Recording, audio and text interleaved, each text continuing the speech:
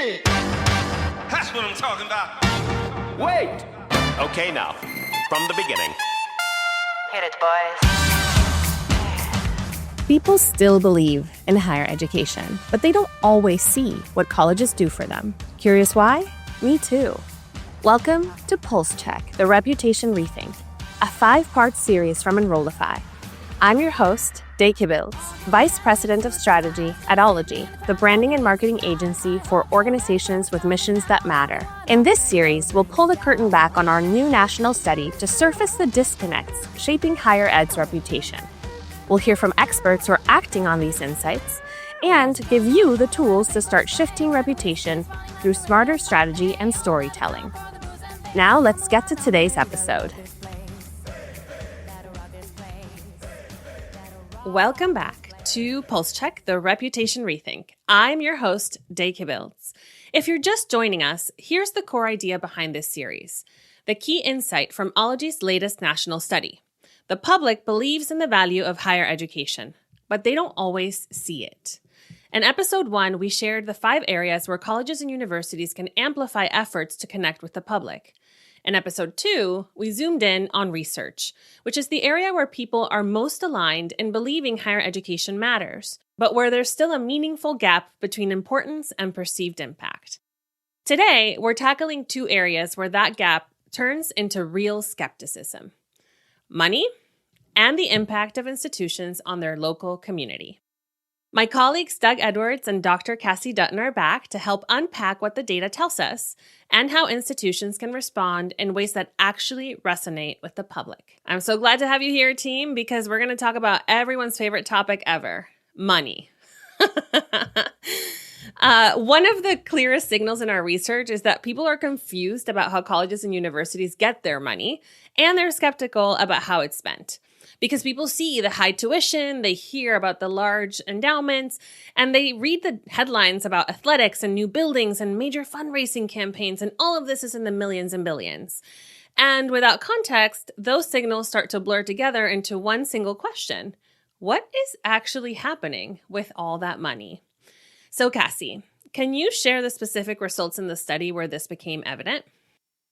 Yeah, so where this really started to come through, other than some of the open-ended responses that we saw, was this sort of specific question that we asked. And we asked, if people agree that their taxpayer dollars are allocated to the areas that they care the most about.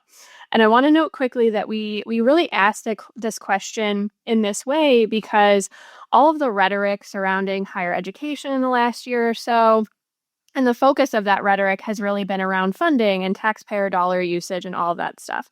So when we asked about taxpayer dollar allocation, overall, only 39% of respondents agreed that their dollars were going to areas that they cared the most about. 34% were neutral and 27% disagreed.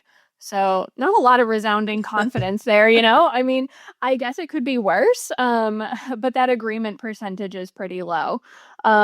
So then, as we've discussed earlier in this series, we sort of double-clicked on a few specific demographic areas. So in this way, we saw that only 22% of conservatives think that funds are allocated well, compared with 55% of liberals. Only 28% of people in rural areas think funds are allocated well, compared with 48% of those in larger cities. And only 30% of people with high incomes think funds are allocated well versus 41% of people with lower incomes. Right. So what we're seeing and what this all comes down to is those higher levels of skepticism are coming from people who either lean conservative or live in rural areas or have some of those higher incomes. That's fascinating. And I love that breakdown by these kind of segments or cuts. But the reality is, even the highest percentage of agreement is only 55%. That's still not great. Not great. Not a lot of high confidence. Where do you think that skepticism is coming from? And Doug, this one's for you. I mean, you can understand, money is mysterious to a lot of people. It's a topic that a lot of folks are uncomfortable talking about. And so when you think about it in very grand terms, I think the skepticism comes from simply not knowing or understanding how universities are funded and the way that that money gets allocated across the priorities. And so the biggest thing to note here is the difference, I think, between public and private and the ways those budgets are kind of configured and set. And so we got a pretty good sense of things, of the public opinion from our focus groups, where we heard things like, taxpayer dollars should go to actual education instead of football. I don't think they should have taxpayer dollars at all. They have billions from alumni. Why do they need my money? Billions, as if we all have a savings account in the billions. We know this to be true, right? Of only a handful of universities, the vast majority of institutions do not, in fact, have billions of dollars sitting in their back pockets. And so when you look at the top 20 schools, even all but 3 of them are private. The 3 public institutions in the top 20, for endowment size is Texas A&M, University of Michigan, UVA. And so taxpayer dollars are even harder to see within those private institutions that are at the tops of the ranks. And so this is a data pattern that kind of reinforces the same through line from much of our study and our findings, that it comes down to like what people see and what they don't see. They don't see or understand how priorities are set, how the budgets are allocated, and where those funds come from. And they certainly don't see, this is the sad part, they don't see the trade-offs that are made when those budgets are set in order to invest in the students and the overall experience that students have on campus. This reminds me of something you said in the first episode too, which is this perception is created by a handful of universities and colleges, and they don't really represent the reality of so many of these institutions. So if people are thinking taxpayer dollars are not going where I want them to go, or they shouldn't be getting taxpayer dollars at all, where are people thinking money should go? That's a really important piece of it. And so, we dug into this a little bit more. And when we asked participants, where do you want this money to go? Surprisingly, a lot of answers were really consistent. 2 categories really bubbled up to the top here. And this is jobs and community impact. But what does that mean? So when we sort of dig into that a little bit more, when people talk about jobs, what they're really saying is that they want to see relevant education for careers in high demand fields. We heard themes around better job preparation in colleges and universities, but also this idea of more dollars, sort of reducing barriers to entry for skilled trades or vocational programs. When we're thinking about higher education in colleges and universities specifically, this critique isn't new, right? This idea around especially certain majors and educational paths, you spend all this money, but when you leave the institution, you're not adequately prepared for those jobs that one might be seeking. So this was an area where people really wanted to see a little bit more of their money going to, making sure that people are feeling prepared and supported when they enter the workforce. The other piece was this idea of community impact. And this really boils down to those visible benefits in one's own, zip code or neighborhood. This theme just keeps popping up, and we'll talk about it more later in this episode. But really, in this area, participants are just highlighting this idea that colleges and universities, at least seemingly, have all this money, and they want to see some element of that being reinvested into the communities that support them. And apart from those 2 bigger themes, we also saw folks highlighting a desire for more money being directed towards scholarships and tuition reduction. We know that tuition is inflating and inflating and inflating for all sorts of reasons, but this idea that it shouldn't be this hard, that barrier to entry should be a little bit lower and supporting in that way. And then, enhanced teaching and academic resources for students. They want to see more money being invested directly into the educational part of it. And then the tried and true, the universal winner, people want to see more money invested in research as well. We know, again, from our other episodes that that's across the board a real standard and some place where people really align and are on the same page. So we heard that again as well. So I think what's really interesting here is I know every single higher ed leader or comms marketing professional listening right now is we do those things. That's exactly what our money is doing. We totally invest in the student experience, the academic resources, the research, the tuition reduction.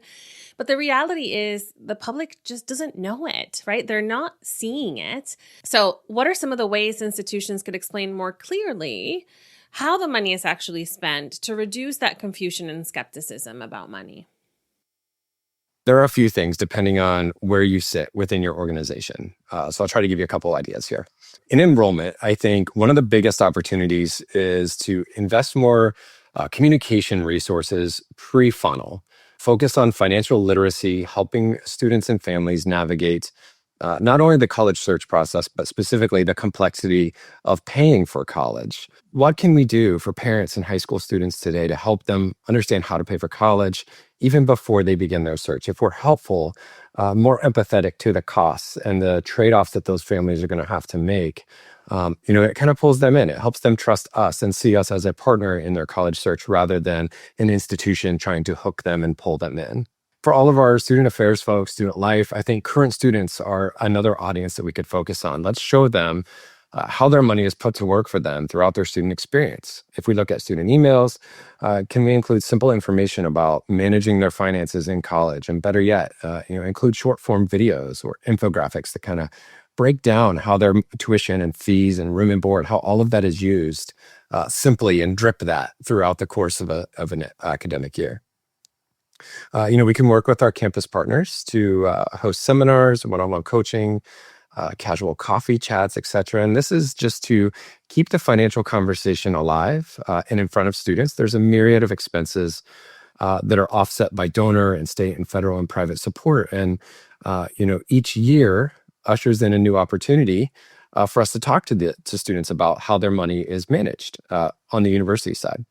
And so it's a new set of expenses that aren't altogether different from that decision in their first year. Tuition changes or doesn't change significantly year over year, but those expenses do. And so are we helping students make wise financial decisions to manage their costs during their time at school?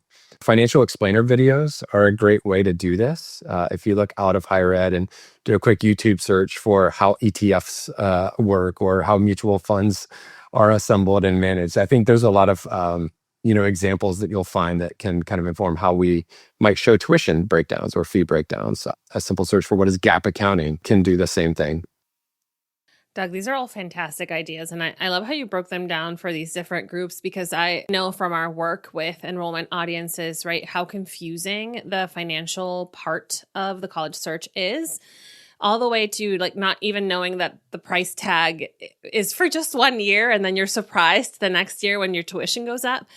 And then knowing industry-wide that one of the major reasons that students don't retain is costs. Like they just don't know how they're going to maintain their expenses. So if we, as institutions, like if we can be upfront about all of this, I can already see how the trust changes. And especially as marketers or communicators that trying to do this work, we can't change the way tuition is rising. We can't change the cost that students need to pay, but we can communicate about it. We can make it clear. So I love that. And in particular, I love that thinking of our current students are our future alumni. And I know we've talked about alumni feeling a bit shortchanged, and that's going to be what the next episode focuses on. But if we can begin the kind of philanthropic understanding of how donor and alumni dollars support the current student experience, we're already starting the nurturing process to ask current students later in their lives for their support. Shift to that. Cassie, you hinted at this earlier. We were going to talk about local community a bit more, because when people see local outcomes, then how money is being spent makes more sense. It goes back to, if I see the effect of colleges and universities in my day-to-day life, then I understand and I see your value. So can you share with us how people feel about colleges and universities in their communities? Right. So we started to touch on this a little bit in the first episode, but there's this feeling that even colleges and universities, like they're so focused on this national and sometimes even global reputation and impact that they really neglect their more immediate communities. And this can be as local as the cities and towns where they're located, but even a little broader at the state level. Only about half of participants say that they see some benefit of their local institutions. Like we were just talking about, this ladders into that reputation idea, right? Like we had one participant really summarize this quite well, and they said the more colleges and universities are part of their communities, the more people would know about them. I've been feeling like they're pulling away from their communities more and more. So it all kind of comes together. Like that visibility piece is really so important, being involved in your community and how that all connects to reputation and understanding and, feelings about money and all of those relationships. Yeah, and especially as someone, if you live in a city or town that has a college or university, you think your taxpayer dollars that you are paying in your state or city are contributing to those institutions, but you're not connected to them. Like, I can understand how that feels a little bit jarring. Only half of participants feel like that benefit. What do you think is the underlying reason that's driving that perception? Yeah, this one is so tough because I think we are our own worst enemies here as an industry. We tend to, over index on telling the big stories. I'm putting that in air quotes, the big stories, thinking like millions in research funding, big transformative gifts, massive athletic deals. We talk a lot about our global impact and international reach, and these are all impressive stories that are very well deserving of attention. It helps us attract talent, shape the culture, convey our value at a bigger level. But at the same time, it is symbolic of the gap that exists here between the ideals of higher ed, opportunity and access and promise, and the reality that many people are facing today. And so I'm not suggesting that we pull back on those big stories, but we do need to do a better job at balancing that narrative with the small stories. So I think this is where land-grant universities possess something really special, something that others can't simply replicate at the scale, and that is trusted relationships, trust. And so land-grant universities have these relationships in every county of every state and beyond. And so they're uniquely positioned to deliver on this in a way that others can't. It's baked into their mission. But it's not just land grants, right? It's many universities today are doing work to reach and engage and improve their community. It's the one thing that none of us can change about what we do, right? Right. We are where we are. And so we have to invest in that and make the most of that and improve it. And so by amplifying those voices, I think this is the opportunity here to amplify the voices of people that are positively impacted by the work that you're already doing. Doing this will help us bridge those divides and gain credibility in our story and in our message. The university shouldn't be the voice of that impact. It should be the people who are impacted. And so back to Cassie's point about the data, more than half of our respondents feel this way. I think we have to do better here. As an industry, we're so eager to tout that research of, poison dart frogs in the rainforest, or our partnership with Costa Rican medical clinics, or the new astronomy study taking place down in Argentina. And again, rightfully so. That's what brings in a lot of funding and what moves our world forward. But there's so much to be proud of and excited. But what people are telling us is that they want to feel like that research is not done at the expense of their local investment, impact, and attention. And so they want to see the impact of that work brought home to benefit them. Things like, these are the small stories, right, that we could tell better. The diabetic whose life was changed through a community nutrition program, or the rural county who's now experiencing broadband and faster internet connections, and that was supported by university investment and expertise that brought it to them. The farmers who are able to grow drought-resistant crops because of university environmental research and plant breeders working together on behalf of the needs of the state. And so beyond research, I think it's simply showing up for our neighbors in the ways that matter most to them. And doing so will just carry us so much further in this space. I love this because I do think, if you are not already affiliated with a university near you, what is the benefit that you get? And I'm not sure that it's a prioritized audience really in the priorities of a university or strategic plan. But the reality is that if we do show up, then just think of the word of mouth effect, right? The positive, just affinity, the positive sentiment toward these institutions, especially because you're not a student or faculty or staff or employee on the campus. It's just, well, they're here for me, right? What would you recommend that colleges and universities do to deliver on these expectations of their local neighbors? There's so many elements at play here.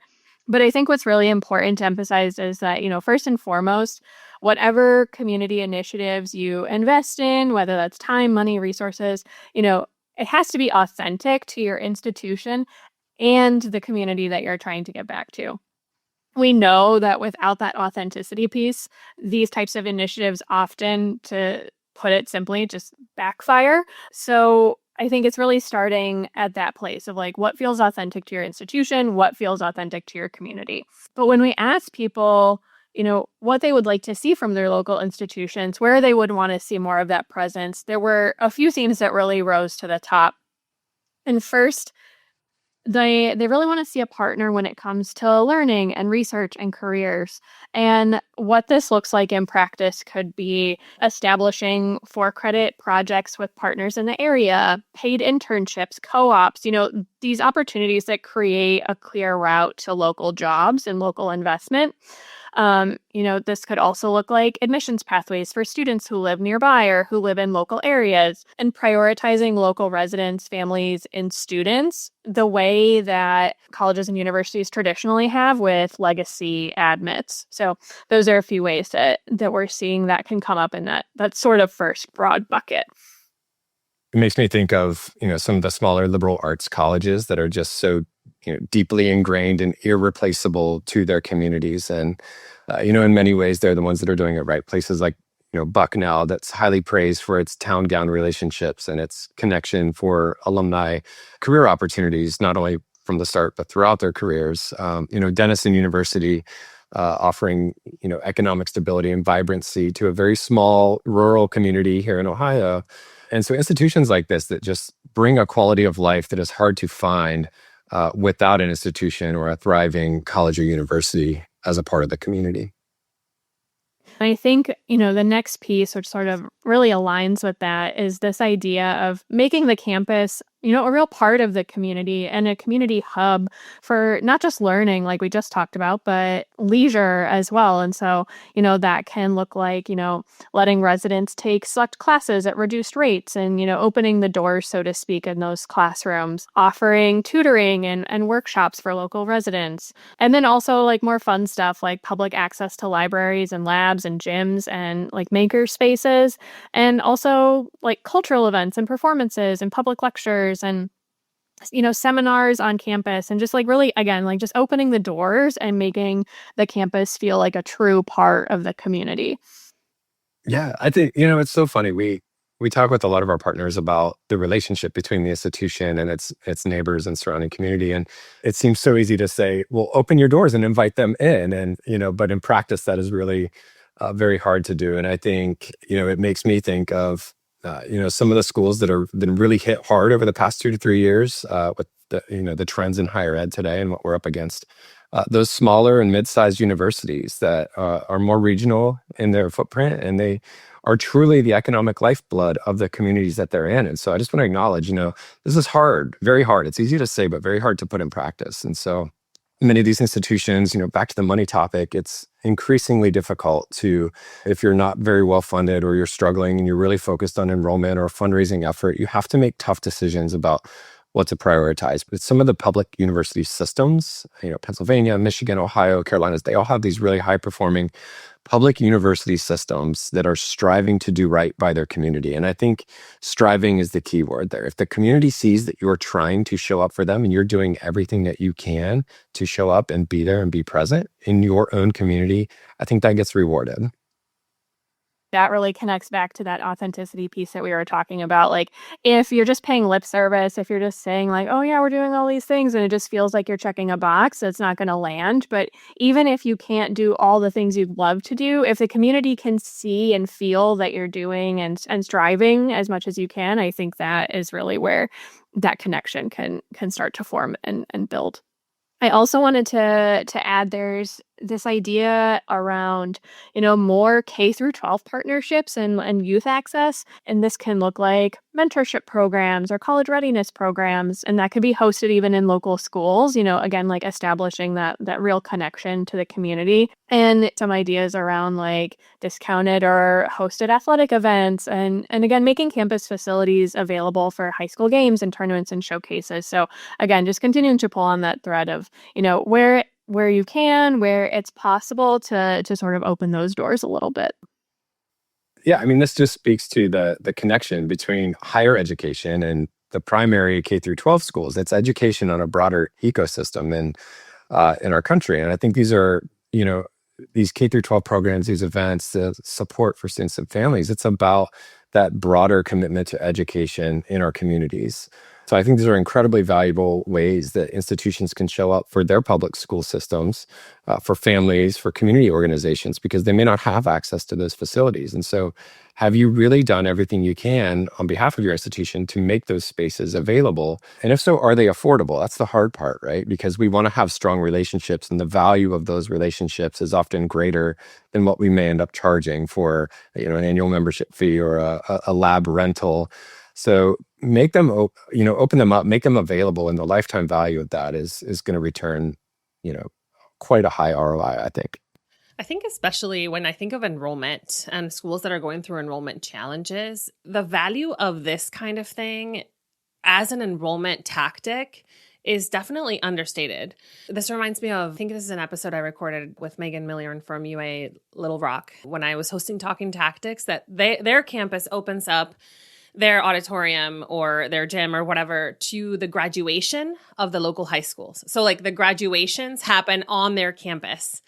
And I can't imagine a better recruitment thing to do than, walk the stage at this university. And like they also did geo-targeting ads for the parents on the affordability of this institution. But, when you think about, to your point, can you make this affordable? Just think about the value, the recruitment value of this kind of effort. If you really do partner closely with your local school districts, it's going to be a lot cheaper than actual recruiting efforts. And it's going to build a lot more affinity. Have you seen any institutions successfully doing this and like connecting their funding to local impact in a way that really moved the needle?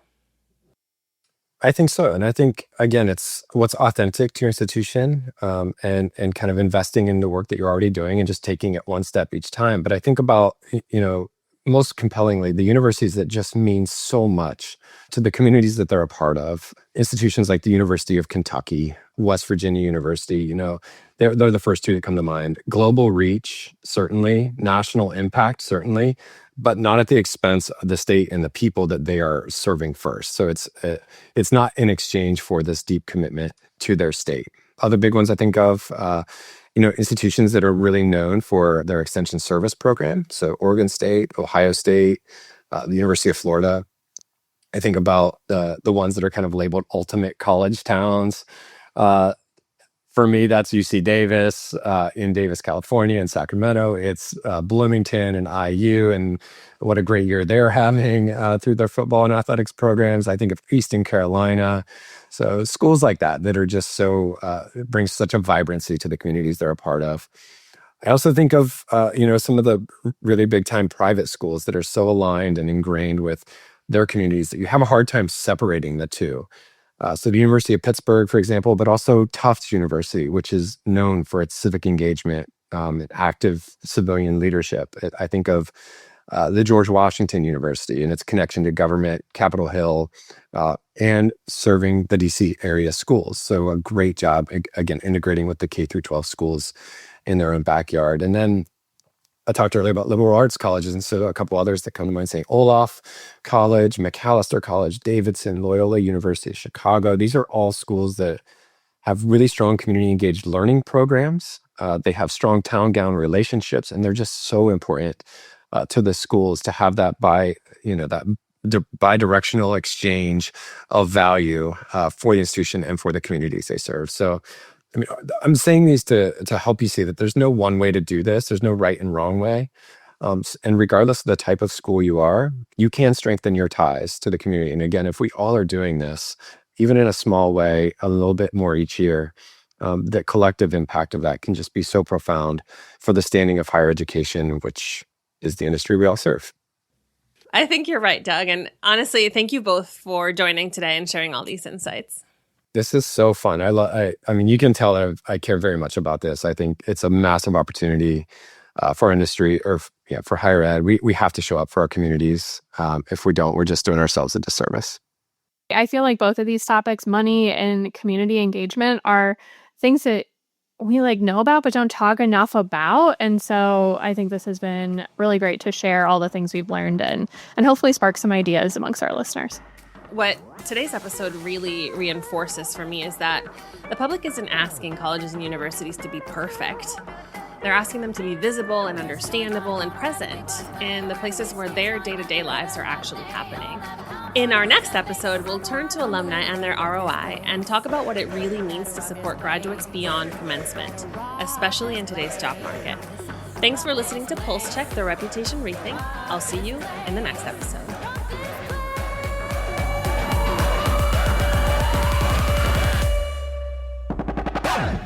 The Higher Ed Pulse is part of the Enrollify Podcast Network. If you like this podcast, chances are you'll like other Enrollify shows too. Our podcast network is growing by the month, and we've got a plethora of marketing, enrollment, and higher ed technology shows that are jam-packed with stories, ideas, and frameworks, all designed to empower you to be a better higher ed professional. Our show helps higher ed marketers and admission pros find their next big idea and features a selection of the industry's best as your hosts. Learn from Brian Gross, Eddie Francis, Jenny Lee Fowler, and so many of your favorite leaders in higher ed. Enrollify is made possible by Element 451, the next generation AI student engagement platform, helping institutions create meaningful and personalized interactions with students. Learn more at element451.com.